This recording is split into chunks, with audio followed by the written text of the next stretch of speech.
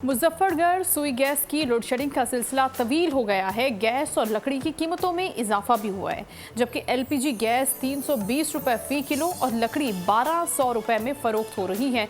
बोल न्यूज के नुमाइंदा राव कामरान हमें कीमतों के हवाले से बता रहे हैं।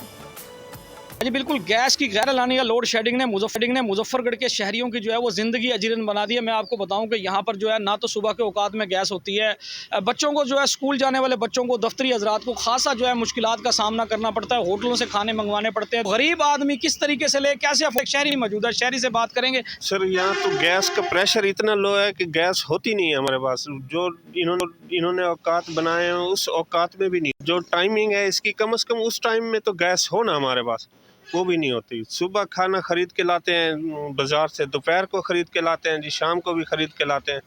ये गरीब आदमी मजदूर तक अफोर्ड कर सकता है इसको। हम मजदूर तबके से ताल्लुक़ रखने वाले बंदे हैं, कहाँ से ये अफोर्ड करें सारा। सब्सक्राइब करें और बेल दबाएं ताकि कोई खबर रह न जाए।